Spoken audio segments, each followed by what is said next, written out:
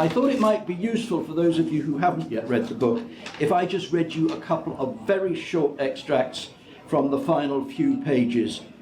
The first is actually Roger quoting a historian called Karl Brown, who says the following: "For roughly the last 2 centuries, the Middle East has been more consistently and more thoroughly ensnarled in great power politics than any other part of the non-Western world. Other parts of the world have been at one time or another more severely buffeted by an imperial power, but no area has remained so unremittingly caught up in multilateral great power politics." And I think one of the things we may very well discuss is why that should be the case. And finally, Roger's very final paragraph of the book: "It requires willful blindness to deny that the West is deeply implicated in the region's failures. With its reckless and ill-planned interventions, its indulgence of autocratic rulers, its double talk about democracy and human rights, it has contributed in no small measure to the instability of the region and to the poisoning of relations between the Middle East and the West. Western policies and objectives may have evolved in complexity since colonial times.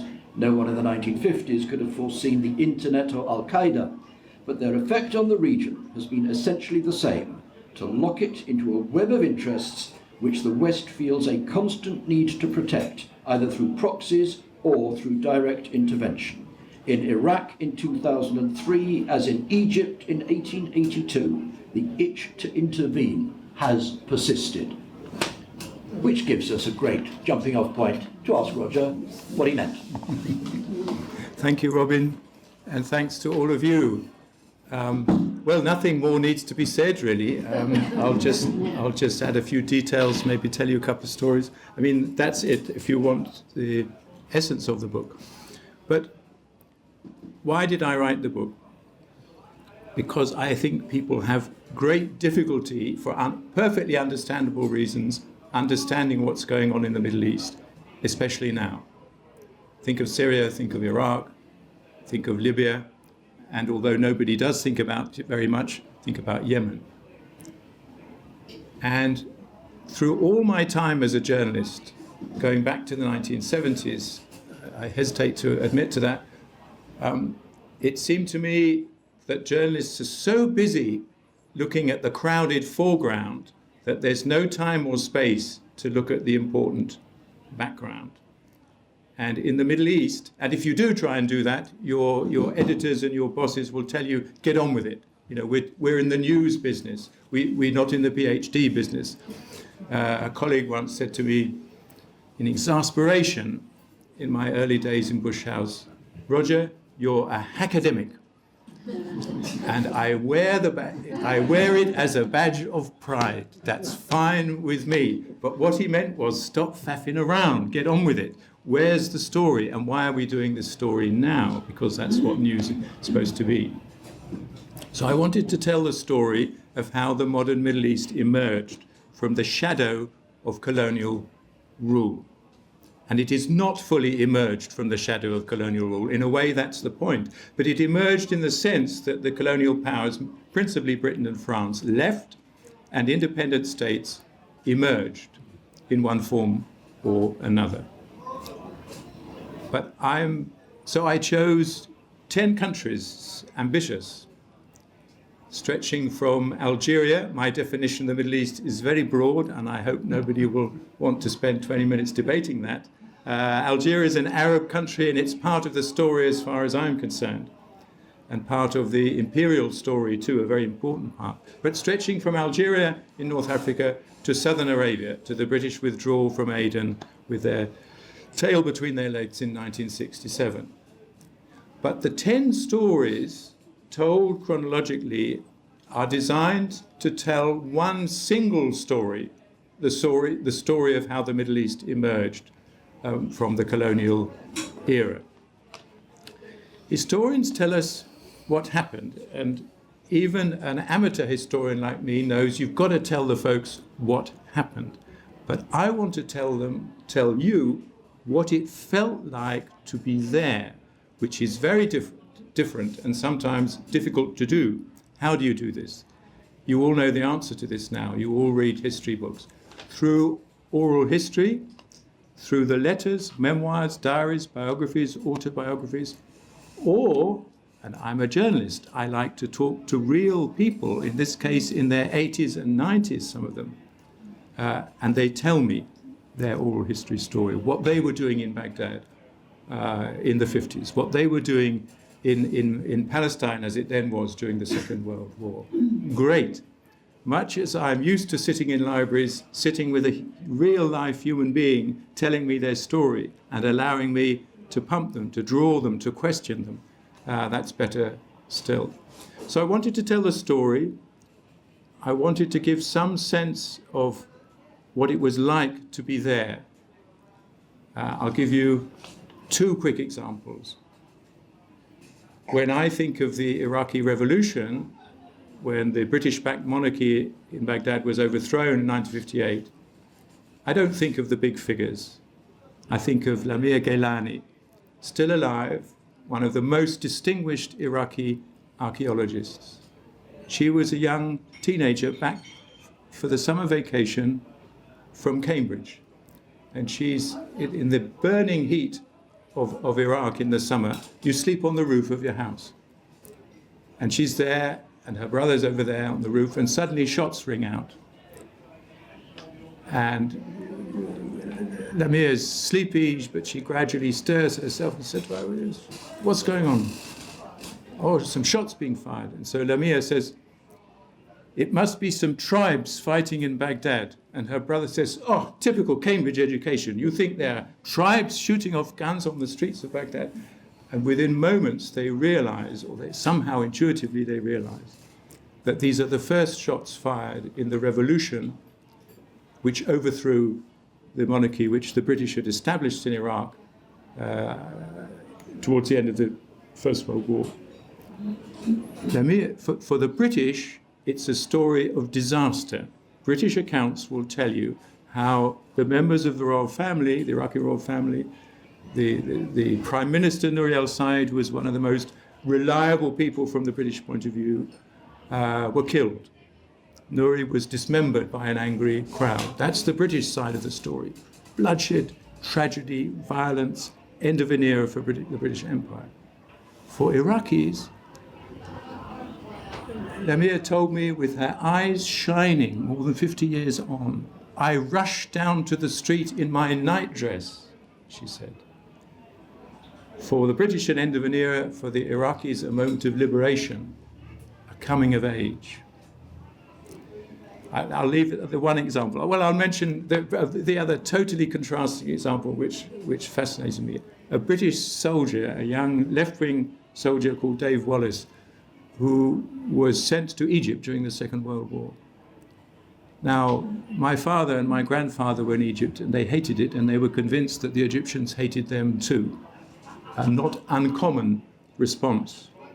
Dave Wallace loved it, and it was the formative moment in his life. And it was the formative moment in his political evolution. And he wrote about it, first of all, in a novel, very hard, not easy to get hold of now, Tram Stop by the Nile, and in several long interviews he gave. I won't tell you the whole story, but these are the people. This is, as it were, history from below rather than history from above. Robin has stolen my thunder, but in a very convenient way by quoting from the end of the book. Why is the book called The Poisoned Well? There are many reasons, but I'll give, as quickly as I can, two. In the colonial era, the seeds were sown of the conflicts that still plague the Middle East now. The most obvious one, for which Britain is absolutely directly responsible, and no question about it, is Palestine. Britain created the Palestine problem, and that is not a controversial statement, it's a statement of historical fact. The controversy comes later, relation of Israelis and Palestinians and all that. In a broadly similar way, not quite the same, the French created the Lebanon and Syria problem. The French created the Algeria problem in the sense that they were there for 132 years. And if 132 years, and the relations, there's no way the relations between France and Algeria since that time could not be deeply, profoundly, traumatically affected by all of that. But beyond that, and this was the quote from Karl Brown, still alive, by the way, he's apparently reading the book in his home near Washington, which delights me. What Tony Blair and George Bush got wrong was in 2003 was they appeared to be totally ignorant of this history of Western intervention in the Middle East over, as Karl Brown says, over 2 centuries. Goes back to the decay of the Ottoman Empire, then the colonial period, then the post-colonial period. And in this sense, the imperialists poisoned the well.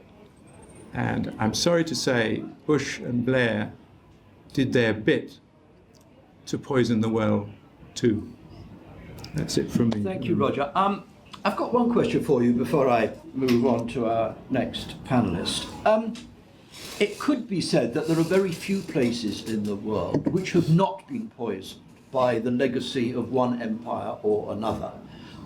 Pretty much wherever you stick a pin on the globe, you will find there was at one time an empire or empires, and their legacy persist.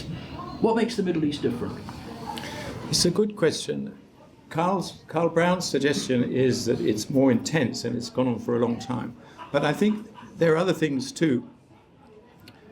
Where else in the world, after a huge war, first in this case the First World War, did 2 European powers carve up a region, not simply colonize a state or take over a particular state? It was this pattern that set up states, Palestine, what was then Transjordan, Iraq, or what was initially Mesopotamia, Syria, Lebanon, and the French engineered that Lebanon would be a Christian majority state. An absolutely fateful decision. And so some of the problems of the Middle East were woven into the peace settlement, the long peace settlement between 1918 and 1920. And I quote in the book the great historian Albert Harani, who was a very strong influence on me. The ghost of the peace settlement, he wrote, has haunted Arab politics ever since. Okay, on my right, Hazem Kandil from Cambridge, known to many of you, I'm sure. Hazem, do you buy all this? I mean, do you accept the Hardy thesis? Well, I need to question the Hardy thesis a bit. So I think this book comes out at a very critical time because the Middle East is obviously unraveling in front of our eyes, and people justifiably question the arrangements that put it together.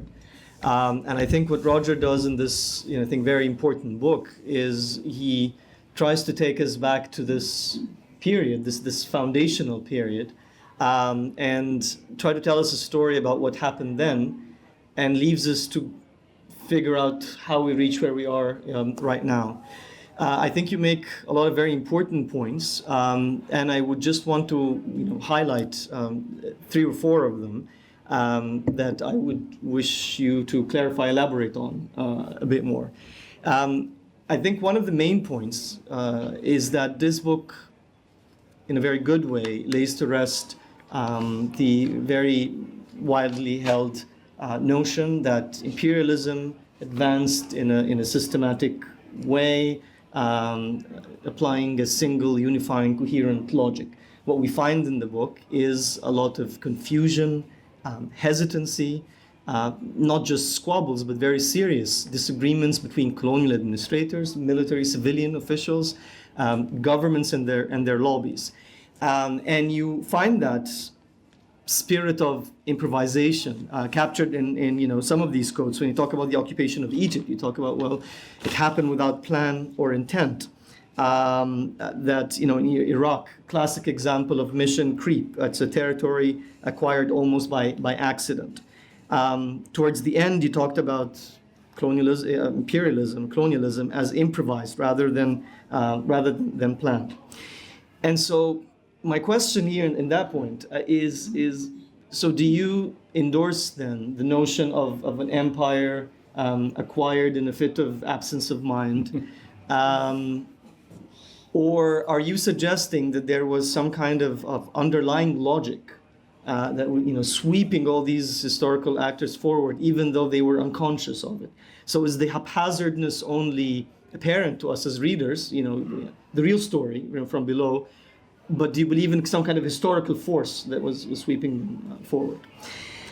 The other point I thought is quite interesting and quite unexpected for me. I thought there was going to be a lot of, just blaming the colonial rulers, but I thought that you did very well in also talking about the regional rulers and what they did. And then this again brings me to the question of agency.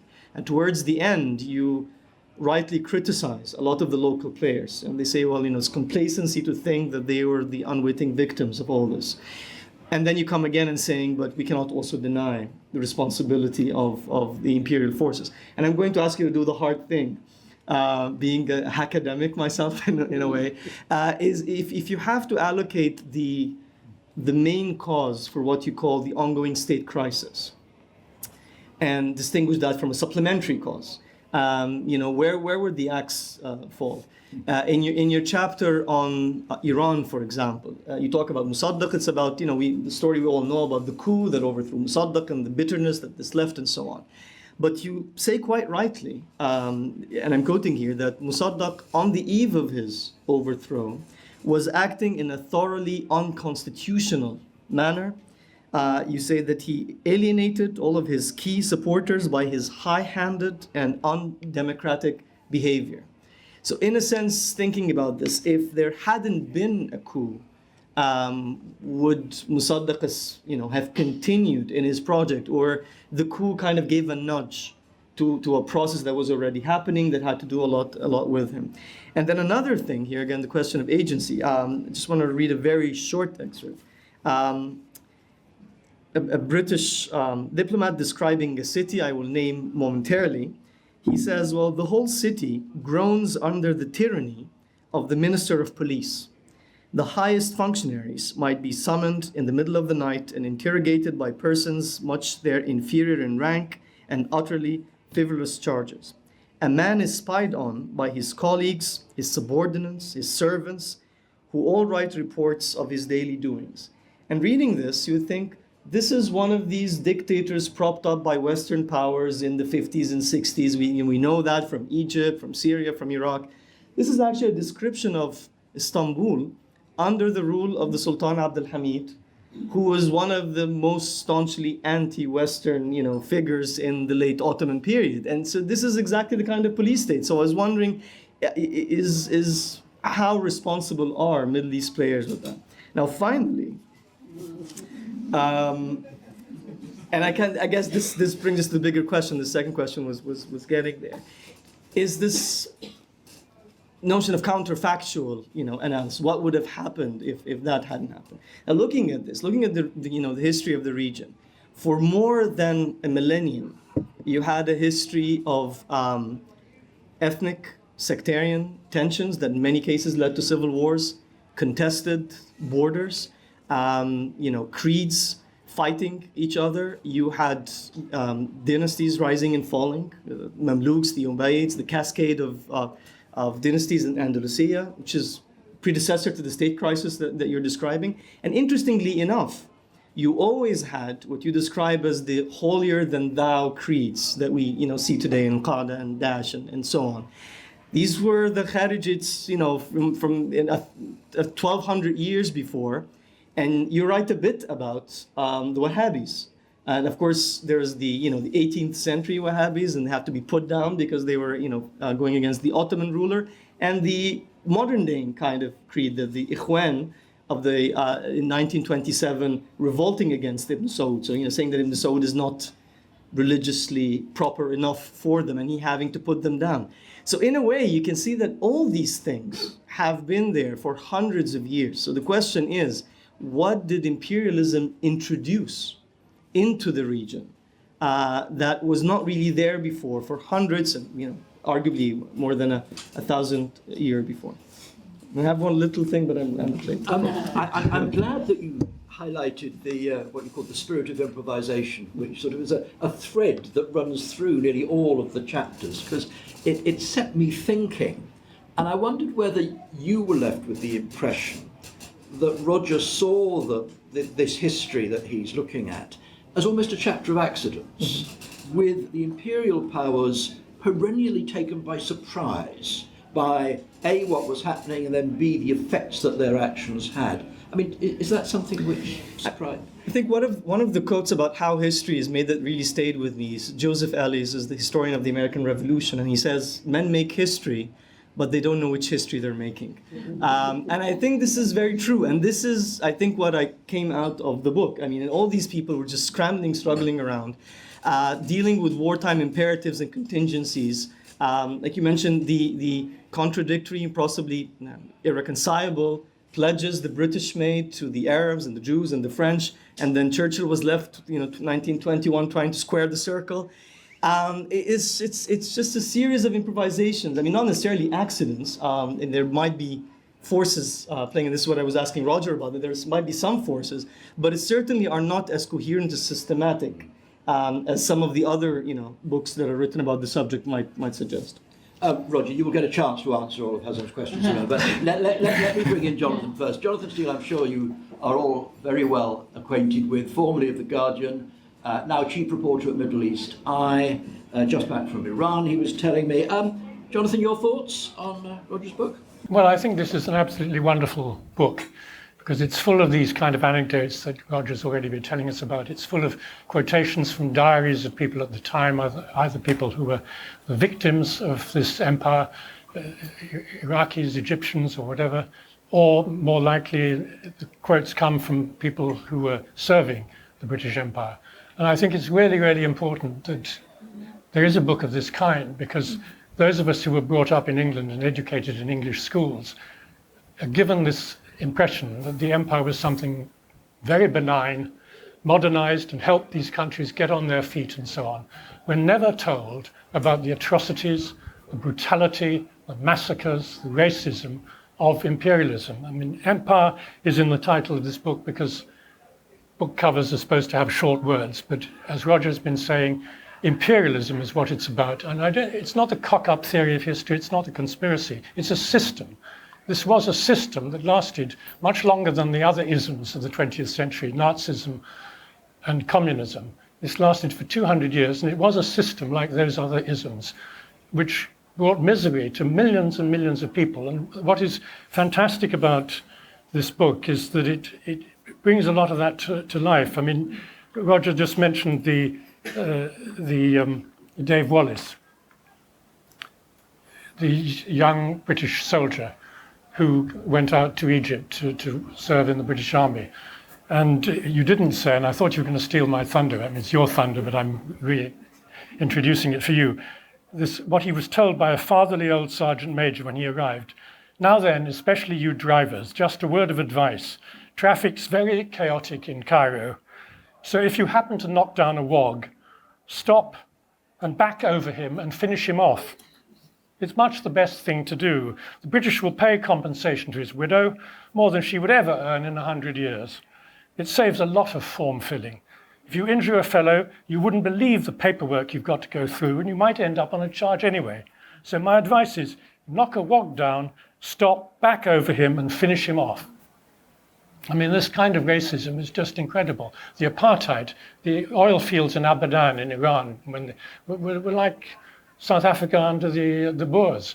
I mean, there were separate buses for Iranians and for the British. There were obviously, people were just treated as servants and slaves almost. And then you got the bombing. The bombing that we hear of nowadays, that we had in Iraq, we had in Libya, was going on under the British Empire and the French as well. There's nothing new in what's going on now. Listen to this. This is a description of Syria. And I'm not going to tell you who's the full story until I finish the quote. Every part of Syria is being destroyed. Bombs pitilessly pour onto peaceful, defenseless towns. Homs, Hama, and Aleppo are subjected to unprecedented bombardment. For 3 days, Damascus has undergone savage bombardment by aircraft, artillery, and tanks. Fires resulting from the bombardments are breaking out everywhere. Whole streets and districts have been ravaged by firebombs and destruction. Who was doing the bombing? The French. When, 1945, just after the liberation of Europe, the French were trying to hold on to Syria, even though the Syrians were wanting independence, which had been promised to them many times, and particularly before the war. So this is nothing new, I'm afraid, what is going on at the moment. We started this, the French and the British. I mean, this is a book by a British person, so the French actually come out even worse than the British do in this book. I mean, the atrocities in Algeria were quite fantastic. 2 million Algerians were displaced and forced into camps, concentration camps, to try and get them away from the so-called militants who were poisoning their minds with the idea of independence. So this is, I think it's really fantastic. And as you said in the closing points you made, Roger, in your thing about history, I mean, it's not just that the schoolboys who've grown up like me don't know anything about history. I'm not a decision maker. Our politicians don't know anything about the history. I remember a colleague of mine who was talking to Tony Blair at one point about Iran and said, well, what about the memory of the coup? And Blair said, coup? What coup? Didn't know that in 1953, Mohammed Mossadegh had been overthrown by the British and the CIA as well. I mean, and then we had the extraordinary thing of Gordon Brown in 2005 on a visit to Tanzania saying it's about time we British had to stop apologizing for the British Empire. Did we ever start apologizing for it? Jonathan, Hazem raised the what he called the issue of agency, and says quite rightly that Roger does not absolve local leaders of blame where blame attaches to them. It's a very tricky balance to strike, isn't it, where responsibility lies for particular events during the course of this period. Do you think he got the balance right? No, I think he did. I mean, of course there was, in any system, where people are running it are different people. Some are incompetent, some are brave, some are cowardly, some give up, some are cruel and become very pitiless in their way of dealing with things. So all that, of course, all the human emotions of the people in charge. I mean, and their human foibles. I mean, it's a wonderful story about Edmund Allenby, the sort of, quote, hero who liberated Jerusalem. When he became High Commissioner in Cairo later on, kept a stork in the garden, he would watch it unpick his shoelaces and then sort of fiddle with the hats of the ladies who were there at tea time. So, you know, these were human people running this great empire.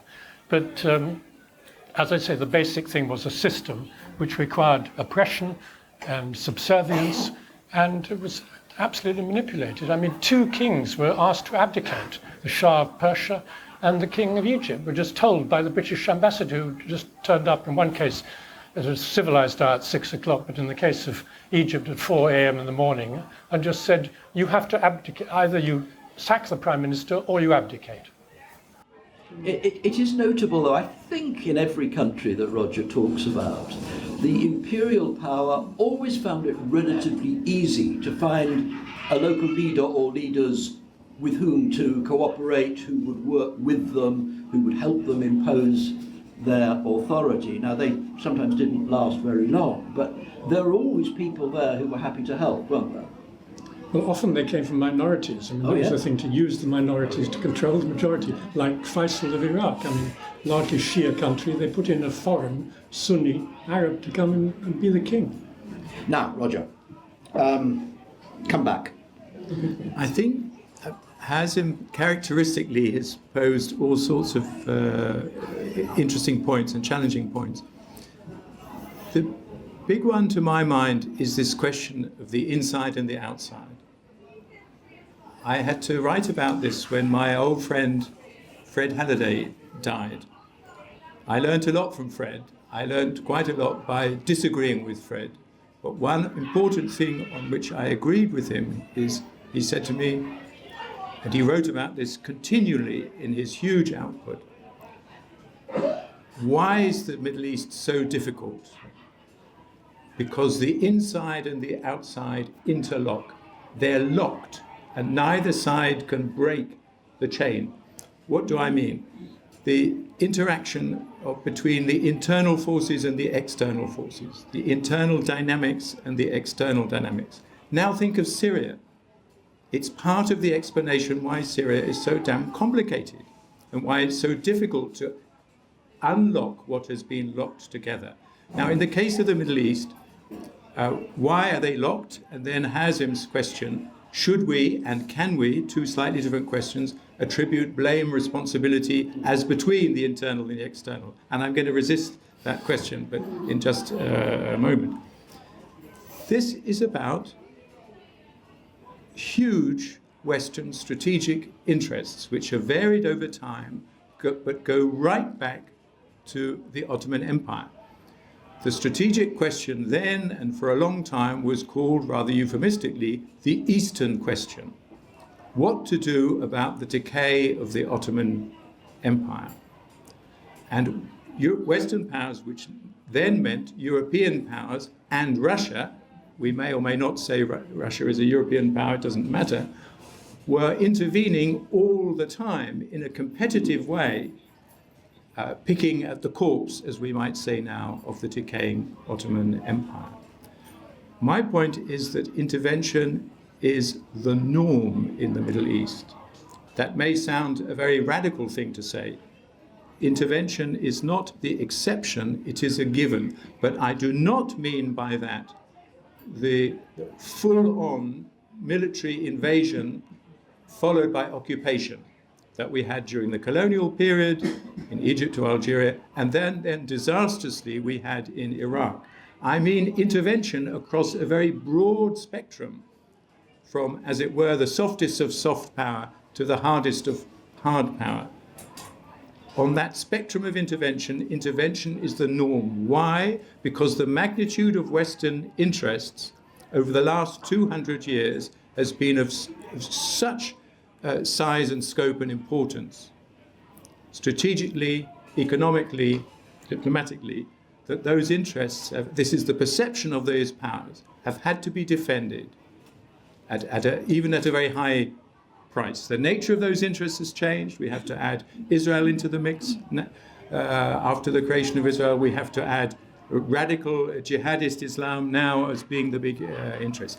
The nature of the interests has changed.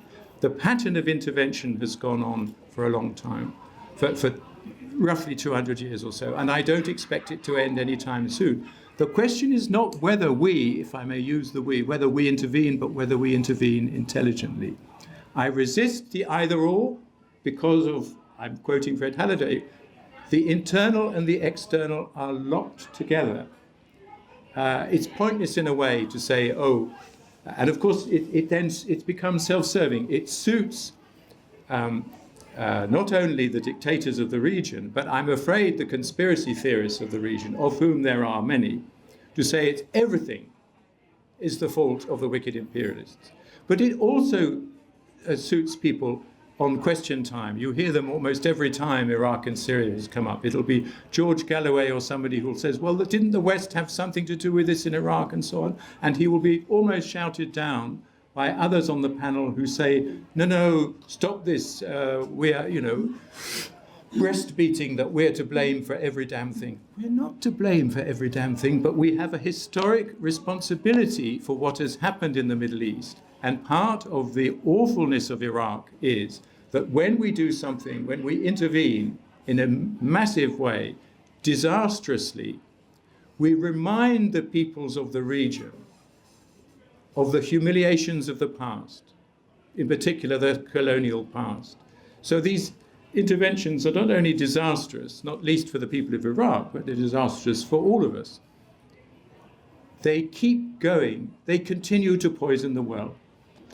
I wonder, Hazem, let me put this to you. I'm not a fatalist. I'm not saying everything that happens is bound to happen and there's nothing anybody can do about it. But is it possible to argue that it's the misfortune of the nations of the Middle East, A, to be where they are geographically, in the sense that they lie on what were at one time very important trade routes, and therefore it was in the interests of the traditional European colonial powers to safeguard their interests in that region in order to safeguard their economies. And then later, added to the misfortune of geography, there was the misfortune of geology, which is that many of those nations found themselves sitting on huge deposits of oil, which of course were of enormous economic interest to the richer powers. Is there a sense of inevitability about some of this? Well, I mean, this, when I was reading what Roger was writing about the itch to intervene, I was thinking if there's a possibility to resist that itch. Because I think Roger is absolutely right in saying at least in the last 200 years, the geopolitics and geology of it has made it so that the West is implicated in the region in a sense. So when I think about the Arab revolts and I think about the Americans intervening in Libya, and many of us see this as an intervention that's gone disastrously wrong, and then them not intervening in Syria, and many of us seeing that non-intervention is something that has went disastrously wrong. So the question is, are they damned if they do, damned if they don't? The same thing with Egypt. I mean, in a sense, Mubarak was seen as, you know, sitting on his throne because of American support. But then when that support was withdrawn, it was seen well, Americans are to blame because they are supporting the Muslim Brotherhood to come to power, have been doing it for a long time. And then when they stopped supporting the Muslim Brotherhood, it's seen that the Americans are supporting the evil coup that removed them, and they're, you know, tied hand in glove with the military. So when I'm reading this, I'm trying to think of what could the imperial powers have done wrong. I mean, you're talking about the First World War. Ottoman Empire enters the war against Britain, and Britain's fighting that war. Could it have decided not to intervene in, you know, its kind of rivals' territory? And then once it's there, could it just drop it as a wet sock and leave? I mean, and what I like about this book is that there are some stories of, you know, disasters and success. So, you know, Iraq, putting it together seemed a very bad idea. But you also point out that the 7 sheikdoms of the Gulf being put together turn out to be a very, you know, prosperous country, the Emirates right now. So I think it's more, they are implicated in the region. I think Roger is right. And it's just much more complicated than thinking, can they withdraw? I think I agree with you in thinking they should intervene in an intelligent way. I think this is the point of the epilogue. John, let me just ask John for one thing, and then come back to you, Roger. All nations act in what they perceive to be their own interests. That's what governments do. The richest nations, the most powerful nations, obviously have greater resources with which to impose their interests on other parts of the world. Is it reasonable to have expected or to have asked the imperial powers of the 19th and early 20th centuries to have acted differently, given that they had the power to impose their interests on other peoples? Well, there's always competition. I mean, and I made a sort of facetious remark about the British and the French being worse than the British. I mean, the thing is, once one country, and Britain was really the leading country, starts intervening, then the other countries say, we need our share. The Germans wanted it, the French particularly wanted it, the Russians, of course, wanted it because of their geography. So there is a sort of intra-imperialistic competition that goes on in addition to the fact that they are, all of them, trying to take over and exploit foreign something nations. similar happened in Africa, didn't it? Same thing in Africa. Can I say Yeah, something that may startle some of you? And I learned this again from my old friend Carl Brown, the Princeton historian. I spent a very happy year in Princeton. The BBC let me off. They didn't pay me anything, but they let me off. Carl Brown said in a very thought-provoking way, there's been no hegemon in the Middle East since the Ottoman Empire. Even the British, we talk about the Pax Britannica, the British rule, relatively short in the big span of history, was contested. The French rule was contested almost from first to last. Not everywhere, but in the big countries, Algeria, Syria, Lebanon, Palestine, Iraq. Who else has tried to be a regional hegemon? Well, a local leader, Nasser, came closest in the 50s and 60s to be a regional hegemon, and he was the hero of the Arab street, but he couldn't do it. The British couldn't do it. The French couldn't do it. The Russians couldn't do it. Putin has some ambition now to come back to the Middle East, but he won't do it. And the great United States, which had its moment of Pax Americana, I remember writing a talk, which we did for the World Service, at the time when Clinton brought together Arafat and Rabin, and as it were, coaxed them to shake hands. and I wrote a piece called America's Moment in the Middle East, quoting my old mentor, the late Elizabeth Munro, who'd written a classic book, still a classic, called Britain's Moment in the Middle East. And I was asking the question, is this America's moment now? Well, it wasn't.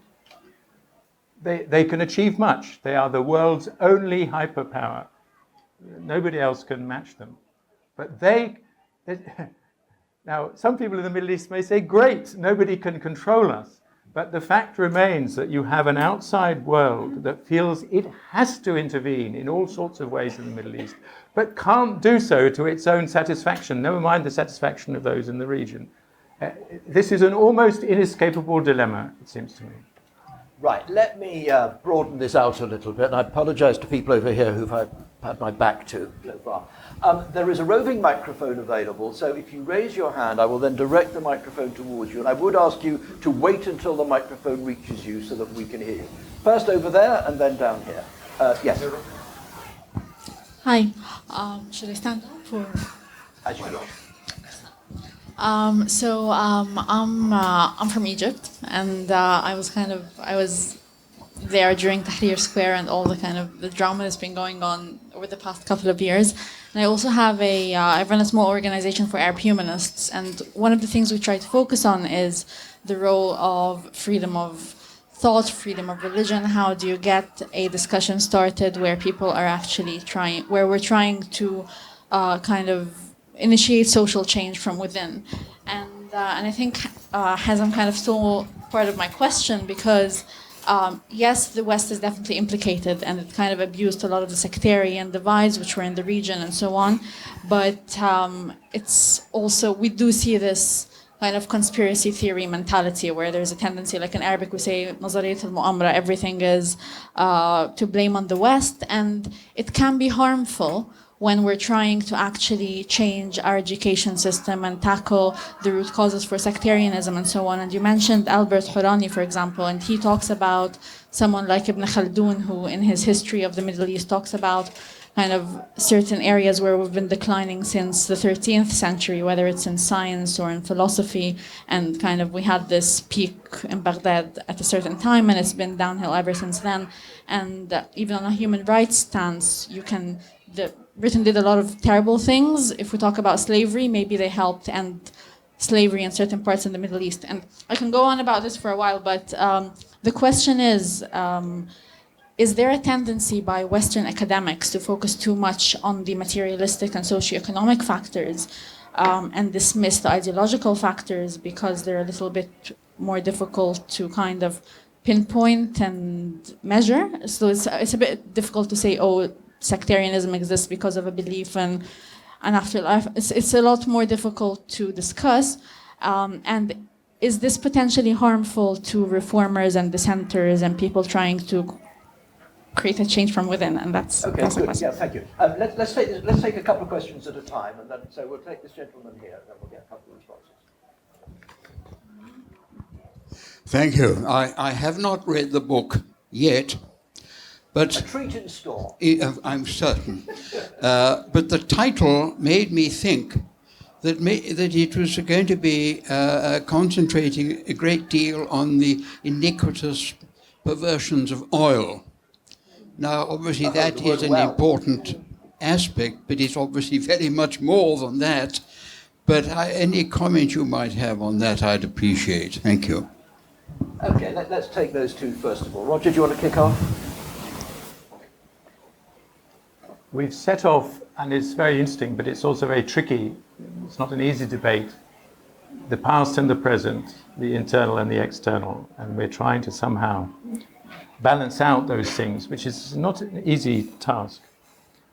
Hazem mentioned, and forgive my paraphrase, you may think it's an unjust paraphrase, the indigenous traditions of religious rivalry, including sectarianism and intolerance and so on, not created by the wicked imperialists.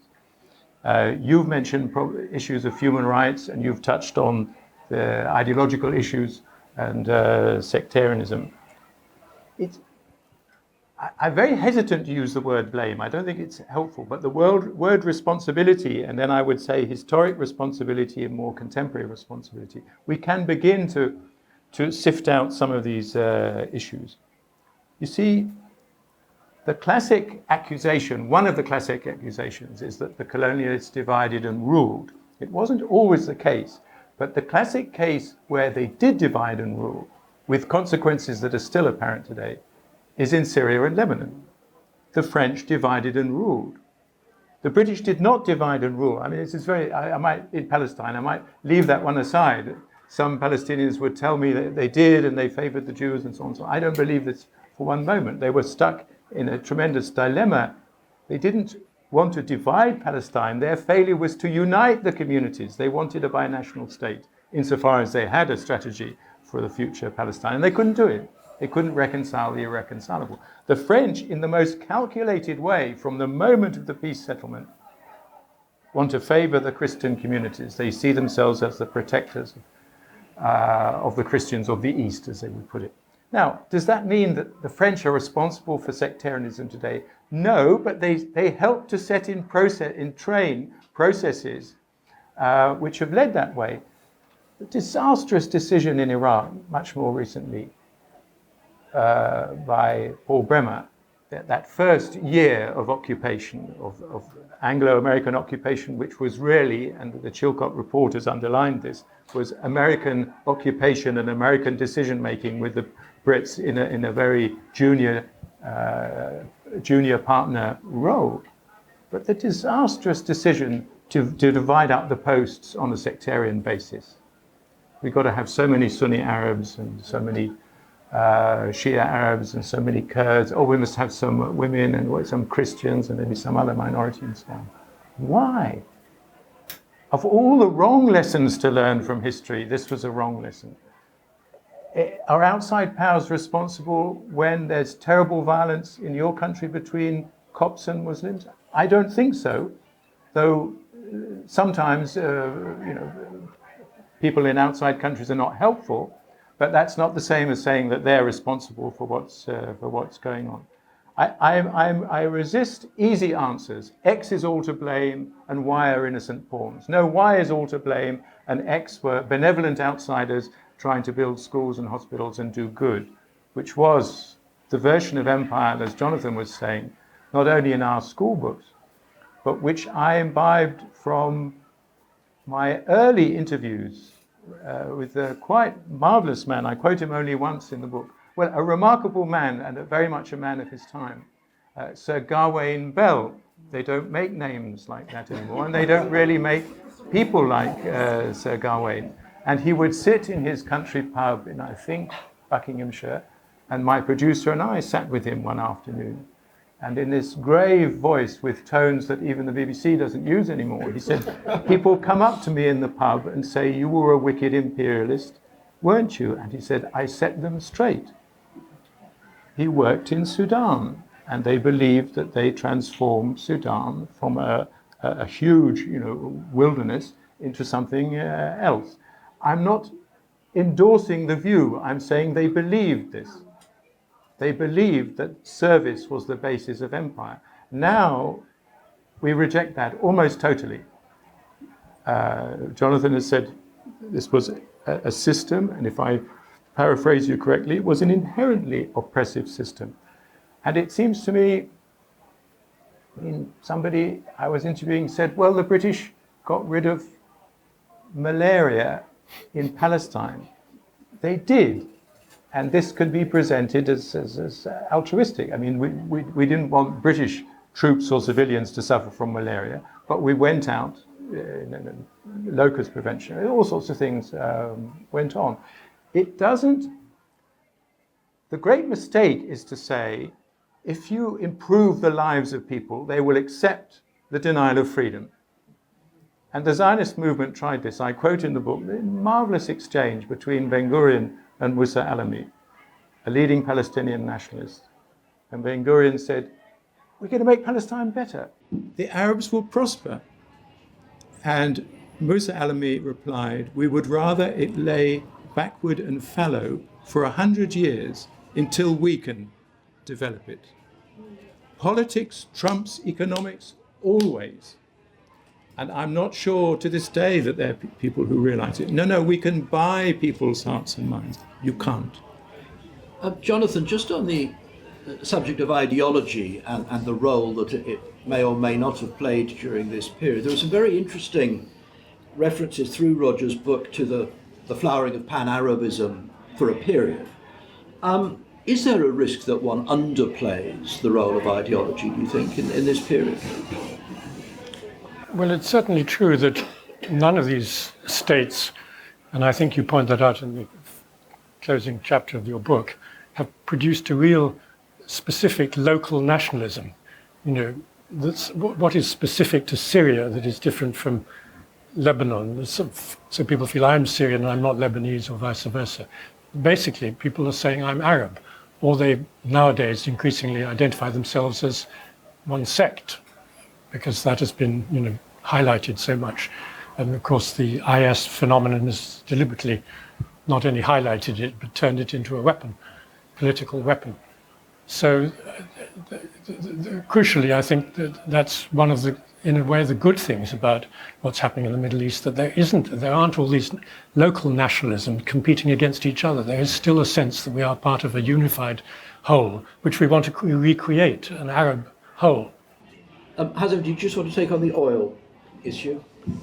Well, I actually think the book, although it's not about oil wells, but I think it does a marvelous job in covering that part of the history. And in particular, the chapter on Saudi Arabia. Of course, the chapter on Iran is there, but the chapter on Saudi Arabia is fascinating because it shows that this complication, there's no easy answers.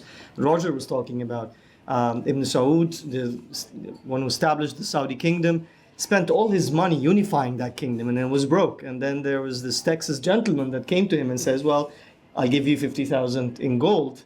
And, if you allow me to excavate, and if I find oil, I'll give you 50,000 more. So you think here that, these things come together in a different way than, again, some of the accounts of the evil imperialists just going there and kind of using the naivete of, patronizing, condescending the local rulers and so on. That was commercial imperialism. Yeah, it was very just somebody looking for profit. And somebody looking for money. Absolutely. This is very important as well. And someone desperate for money. And if he hadn't had that money, it would have been difficult for him to actually sustain and consolidate his power. So all of that appears. So if you're looking for a lot of things about oil, you won't be disappointed, I guess.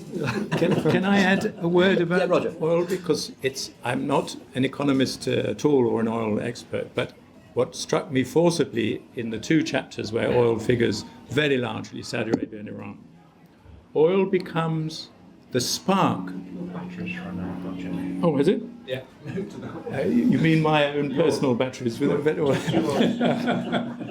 Oil becomes the spark for nationalism. It becomes the stake, as the French love to say. And the mistake made, and you see it played out in almost identical terms, uncanny in those two countries. Let's take the British first, because it's slightly earlier. The British oilmen and some of the British officials back in London thought that the oil was theirs, not Iranian. Why? Because British money and British sweat had found the stuff, exploited the stuff, refined the stuff, and got it out. For their benefit, of course. This was Churchill's doing, because he switched the navy of the British Empire from coal to oil, and it was Persian oil. Persia was what we now call Iran. And then you find the Americans acting as if it's not Saudi oil, it's our oil, because our money and our sweat and our effort over years and years with no return immediately went into getting the stuff, exploiting the stuff, refining the stuff, Now, in Saudi Arabia, it's hard to speak of nationalism. There's hardly a nationalist backlash in the same way that there is in countries like Egypt or Iran, which were politically far in advance of Saudi Arabia at that time. But nevertheless, and I hear this from Saudis I talk to, there is great resentment here. In the end, in the 1970s, early 70s as I recall, Saudi Arabia nationalized Aramco, the company that a consortium of American oil giants had formed. And this is an act of national pride. The only difference is it happens rather later in Saudi Arabia. and they do it with more or less with agreement with the Americans. But the notion is, hey, this is not only ours, it is our sovereign wealth, it is the key to our existence and our future. Get your hands off it. We will cooperate with you on these issues. Do not tell us it is your oil and not our oil. This was a big mistake. So in a sense, oil is not just a commodity. It is the focus of nationalist sentiment. But there's one wonderful irony in your book when you point out that when in 1951 the Iranians nationalized the oil, and the British government said, you know, this is our blood and our sweat and our tears, how dare you take over this oil. This was at the same time, the same British government was nationalizing a lot of things in this country, in Britain. So it was legitimate in Britain, but it was theft when the foreigners do it in Iran. Right, a couple more. Yes, gentleman down here. Just wait for the mic coming to you, and then lady over here. Thank you. The idea you mentioned a few times of intelligent intervention, it's a nice slogan, but I worry it might be meaningless.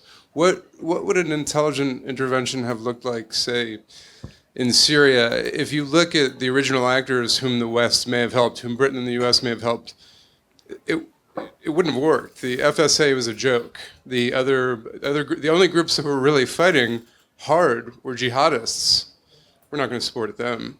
Or what would an intelligent intervention have looked like in Libya? Thank you. And there was a lady over here, about 4 rows back in the right top. Thank you. Should we look forward to better things with the younger generation and with women playing a greater part? Okay. Roger, what would an intelligent intervention look like? You're assuming, and I'm not assuming, that intervention means full military intervention. No, and I tried to qualify. No, I'm not assuming that. Well, even providing arms or economic help. Okay. If you accept my premise, and maybe you don't, that intervention is a norm, there's no way.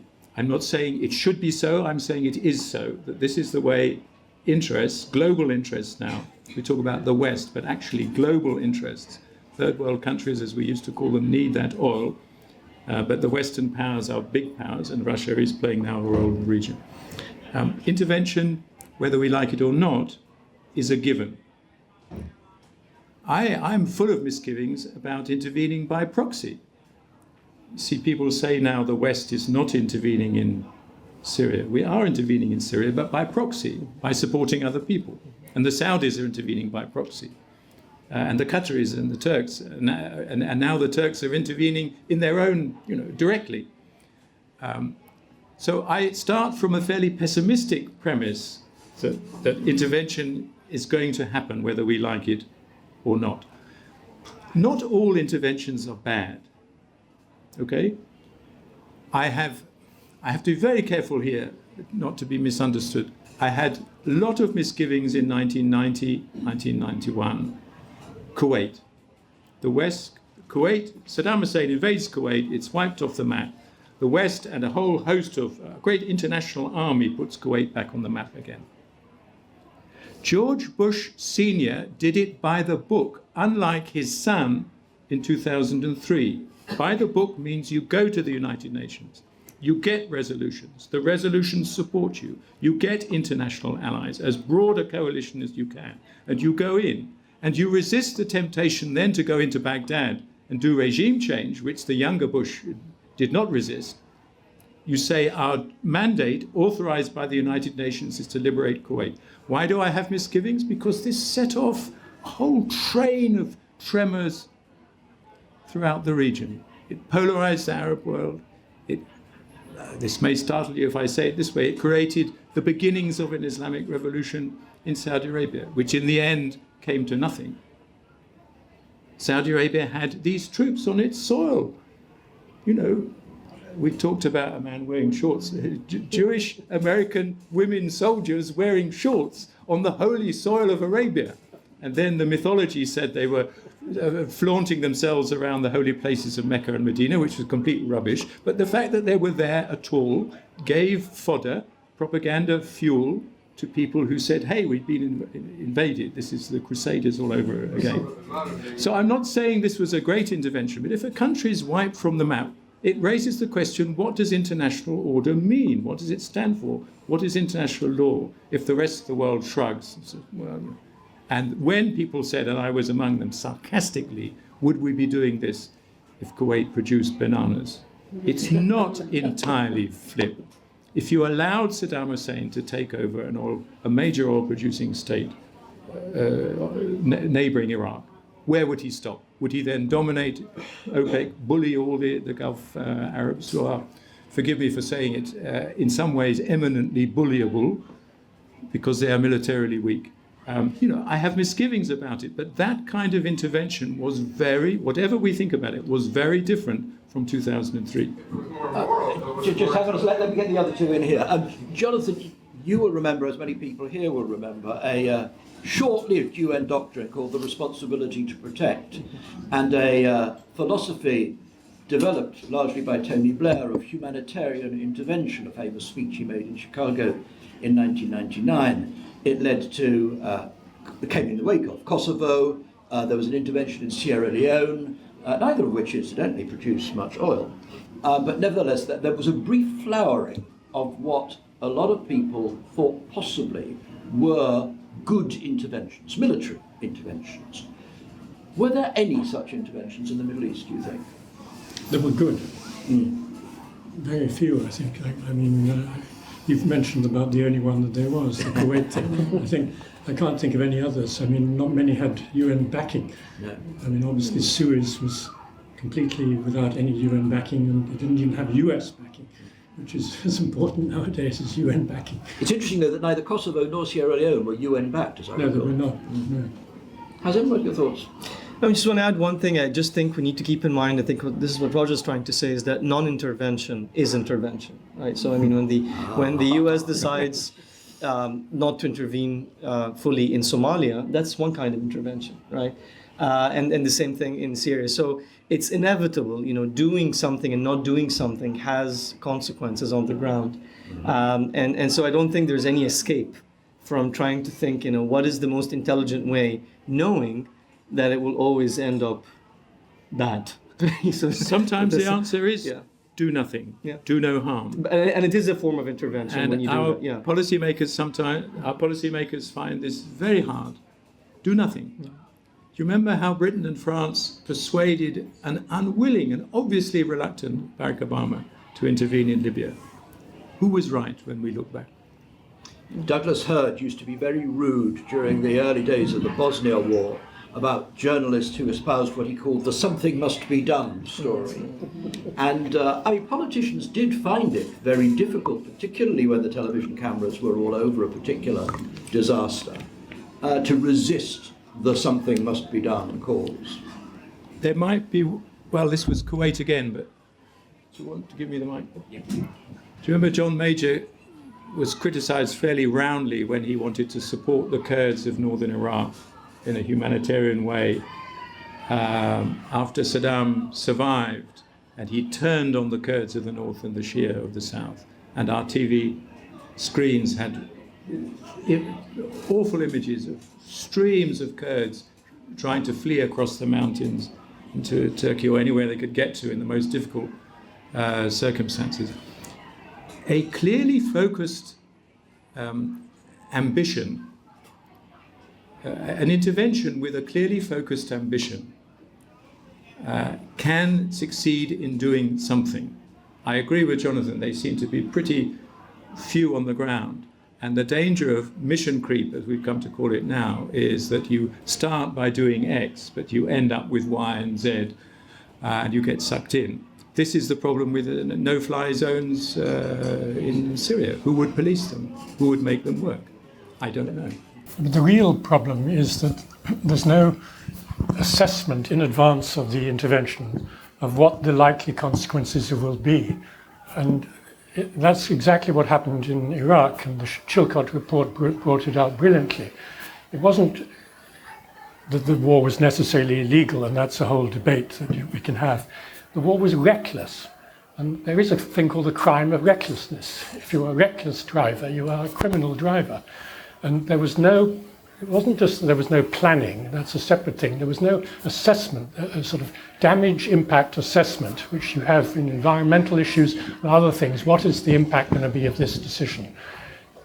If you're taking something as vital as a decision to go to war, you have to calculate the consequences. And Blair tries to get away with it now by saying all these things were unforeseen. We didn't foresee these things, but academics and specialists, including even a few journalists, were telling them, if you invade Iraq, it will be a disaster. But he didn't try to even figure that out. He was just based on this idea of morality. Saddam was an evil dictator, he has to be removed. Now, the other question, I think, was about the role of women and young people in the events that you described. Hazem, do you want to say something about that? I don't think so. Is the Middle East changing? And I think it is. And we saw this with the Arab Spring. In my book, trying to link the theme of the book with the Arab Spring, you always try and please your publisher and be very up to date, fashionable. The Arab Spring, seen in one way, was a replay of the struggle for independence. It was the Egyptian people rising up and saying, we didn't get, decolonization didn't work out well. We've got to try it again. The independence leaders promised us the moon and they didn't deliver. So many years later, so it was almost a rerun, but under very different circumstances. And part of that difference of circumstances was globalization. Unlike demonstrators in Iran or Egypt or anywhere else in the 40s or 50s, the world was wired up. And among the people who were wired up were notably, in Tahrir Square in particular, young people, including young women. I think this was hugely important. One slight problem with sort of demography in the Middle East is people look at the figures and say, there has to be a revolution because all these young people don't have the jobs they want, they don't have the futures they want, they all want to emigrate to Australia or somewhere, or Dubai, actually, and it's got to produce an explosion. This is kind of Western determinism. In the Middle East, given the nature of the regimes and the groups around the regimes, the supporting elites, both civil and military, and also given that the Arab Spring has now been extinguished like a candle being snuffed out, why would young people take to the streets again? In some places they are, but they've paid an extremely high price. And for what at the end? Essentially a military man, Sisi, in Egypt. Look at Syria, they will say. And some of them cling to the evil they have rather than venture into the evil they know not of what. I'm sorry, I got that slightly wrong, but you know what I mean. What choice do you have? But socially speaking, there is massive change. And the development of a feminist movement, not always using that word, but a whole range of women's movements is hugely significant. Not many people I talk to over the years know that there are more female graduates in the Gulf countries than male graduates in Kuwait and Saudi Arabia. And this has been the case for some years. It's not new. The problem in Saudi Arabia is they're being educated to a high level to become intelligent wives and mums, and this is not sufficient. They want to have jobs, to do things, and the Wahhabis that were referred to earlier on, the Wahhabi establishment, makes it extremely difficult for them to do that. Roger, right, a couple more questions. One right at the back there, and then the lady here.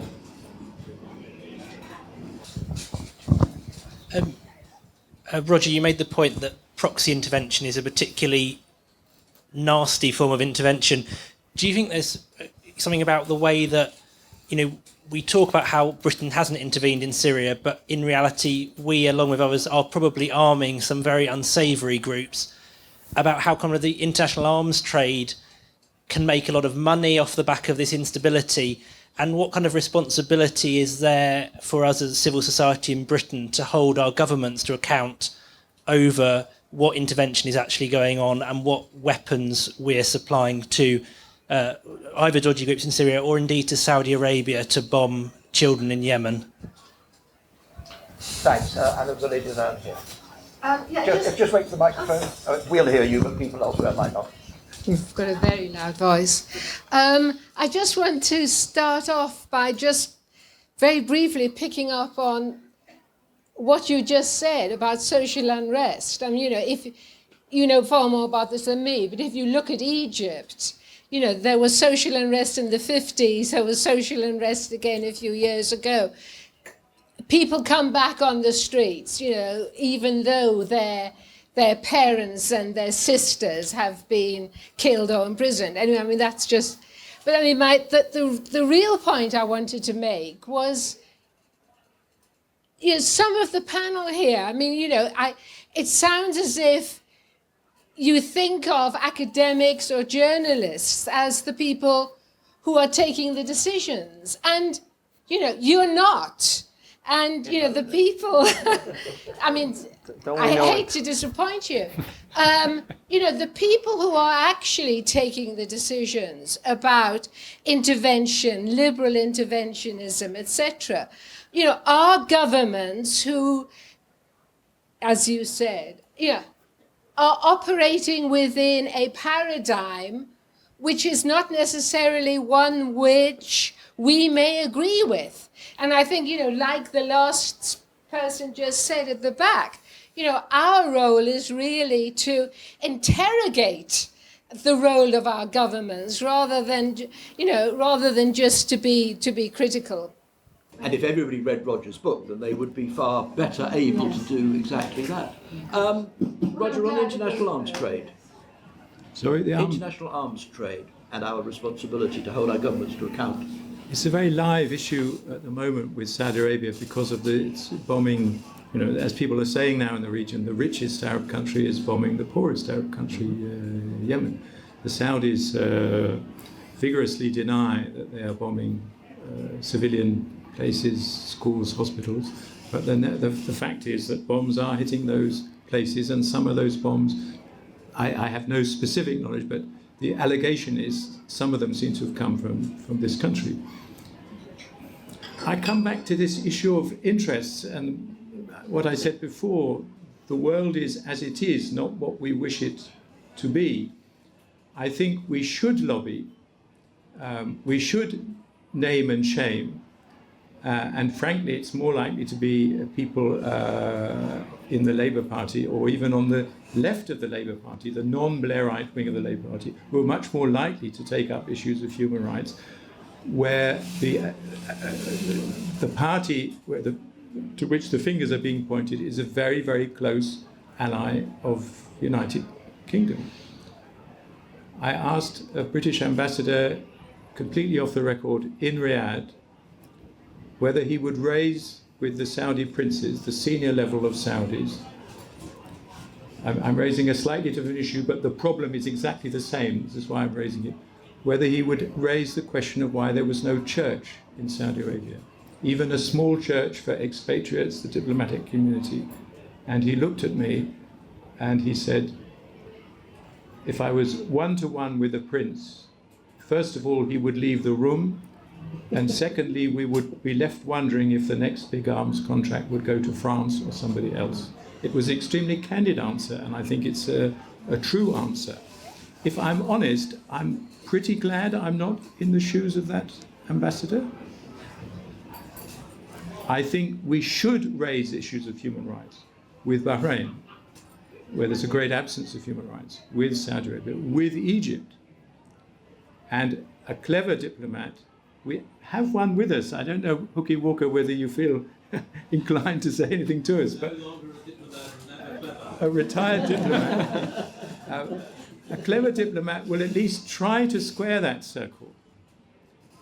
They will try to raise issues that are clearly very unwelcome on the other side, while not totally shredding trade, whether with arms or anything else, on which, let's say it, thousands of often tens of thousands of British jobs depend. If you feel this is a wishy-washy answer, it is. Jonathan, arms trade. Well, I mean, I can only be just as wishy-washy as Roger.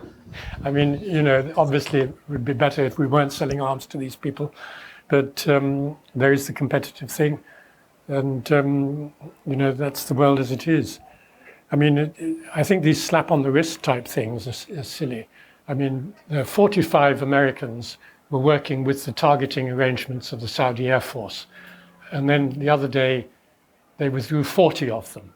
Now, was it a signal that they were displeased with the way the targeting was going because they were hitting hospitals and schools? And if they were, why didn't they pull out all 45? Why leave 5? I mean, it's meaningless. So this slap on the wrist type of approach is useless. You either have to admit that these things are almost insoluble, or you just don't do any arms selling at all. So, I mean, the thing is, I think society has a very important role in interrogating and pressuring governments to move in certain positions. But I think both of you are mentioning the world as it is, not the way we wish it to be. I think the more unrealistic positions taken by civil society, the more irrelevant they become, because obviously most citizens see that this is just not the way to go. So, you know, seeing the world as it is, trying to think realistically about what the government can do, and then pressuring the government into a reasonable position, I think is more effective than trying to always take the higher moral ground, but becoming completely irrelevant in the process of policy making. Just specifically on Saudi Yemen, do you think there is anything the UK could effectively do, any pressure it could effectively bring to bear that would make any difference? Well, I mean, the UK has spoken specifically about its discomfort with the fact that Saudi Arabia is using much of the weapons supplied by London in an ill-devised campaign. And I think specifically, this is the kind of position that, you know, citizens can, you know, justifiably push their governments to think about it. Where is this campaign going? Is it going to succeed? Rather than the fact that we don't want to see our weapons ever going to countries that might conceivably use them. Talking about specifics of a particular campaign that's ill-devised, that's going wrong, and how damaging that would be is, I think, much better than kind of having this general, very idealistic views of, you know, where we need to sell our weapons. I mean, there is one other argument, which is, as far as we can tell, Saudi Arabia is a very opaque society. There is quite a debate going on within the ruling family about whether this Yemen intervention adventure was correct or not. So you could perhaps argue that if Britain and America were more strong in condemning what's going on in Yemen, you would help the so-called doves in Riyadh over the horse. So, you know, you could use that argument. I don't know whether it would really have any traction. I think you're absolutely right, but this is again one of the problems of dealing with the Middle East, is that many of these regimes are very opaque, and so policymakers and diplomats would know things, but they won't be able to share them with the public. And that's another problem, because the public then doesn't really know that there are things that are happening behind closed doors that might lead one way or the other. But I think that the government's main responsibility here is to share information with its own citizens, rather than worrying too much about the sensibilities of people over there, because its main responsibility is towards its citizens. It may be difficult for diplomats to share some of this with the public. It may be different for former diplomats, and given that one of them has been outed now by Roger, Mr. Former Ambassador, if there is anything you would like to say, we would be very interested to hear it. I have no wish to embarrass you if you would rather sit quietly and just listen. Up to you.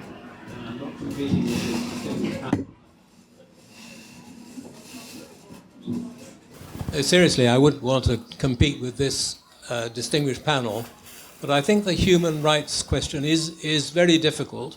Fundamentally, it is an interest of the UK to promote human rights throughout the world, because A, it's moral, and B, if the world all obeyed human rights norms, it would be a better place, and a better place for business. But it doesn't do you any good, as the panel have been saying, to simply shout from the rooftops. Governments, like humans, react adversely to being shouted at. So you have to choose your methods according to the person you're talking to. And we have much less in the media about Chinese abuse of human rights than we do about Saudi Arabia, because the media recognize that China is enormously important to our economy. Well, the same goes for all these states, and you have to choose your weapons. But I think, as somebody said, there's a lot more going on behind the scenes than can be stated publicly, because if you state it publicly, the host government has to react.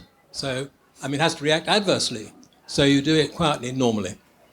Thanks very much. We can take one or possibly two more. There's a lady here, and that will be the last one.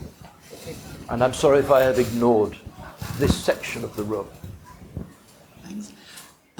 One possible, very positive, intelligent intervention might be, and I think it would be positive for all parties, I think would be for America to intervene with Israel and put a lot of pressure for them to withdraw from the settlements, the occupied territories, and reach an agreement along the 2002 Arab League proposals, which were, of course, rejected. Now, that is kind of unthinkable, but why is it so unthinkable? Okay, in 2 minutes, Israel, Palestine. Roger. Is the mic working okay? Can you hear me at the back? I agree fully with the question and the premise of the question. I try to argue in the book, particularly there's a Palestine chapter, but in the epilogue, I refer to the British withdrawal from Palestine as one of the great humiliations in the story of the European powers in the Middle East. It was a humiliation at the time because it was a signal of failure. And I'm told by historians, I read among historians, it was the only time Britain left without handing over to any power, any post-colonial authority, because there was no post-colonial authority. I'm open to correction on this, but it was a huge failure in that sense, but it was also a huge failure in an ongoing sense because we're still living with the consequences. No one has solved the problem. The Americans were a problem for Britain then in the person of Harry Truman. One of the reasons the British left was the quite intolerable pressure they had from a Zionist president, Harry Truman, to allow in tens of thousands of Jewish immigrants, undoubtedly in the most pitiful condition, escaping Europe, to the small territory of Palestine, the size of Wales, where already the more Jewish immigrants came in, the more the Arabs were angry and the Arab backlash continued, and the worse the conflict became. And in the end, with the pressures from inside and from outside, does this remind you of anything? The British throw in the sponge. Britain was replaced by the United States, and I think Barack Obama tried gamely, was a brave thing to do, to take on Bibi. Apparently the two loathe one another. I mean, they don't dislike one another, they can't stand one another. But he went off, I think, at half-cock, saying you've got to stop expanding Jewish settlements, don't plant any new Jewish settlements, and we're going to have a peace process. Bibi said, not in so many words, but in reality, go to hell. And in that confrontation, Obama was humiliated, made to look foolish and even naive. What do? The European Union is the paymaster of the Palestinian Authority. And to me, and Tony Blair is very involved in all of that, in his latter-day role post-premier. And to me, this again is the great myth that you can buy Palestinian hearts and minds. You can't give them a peace, in other words, you can't give them a state. You try and improve their economy and say, what more do you want? Well, they want a state. They've wanted a state since before 1948. I don't see a way forward. People say a lame duck Obama may make one more try. Good luck to him. Putin is trying something. I think the French are involved. Good luck to them. I don't think it's going to work. Jonathan, briefly. Well, I agree, and it's the US Congress that is partly to blame, because the US Congress has its hand on the purse strings. So even if Obama tried to say we're cutting the enormous budget subsidy that still goes to Israel all the time, even though it's obviously not a developing country, the Congress would continue to pay it. And I think, now that we're already coming to the stage of writing the sort of legacy of Barack Obama, I think the sad conclusion will be that this is about as left-wing on international issues a president as you can possibly get.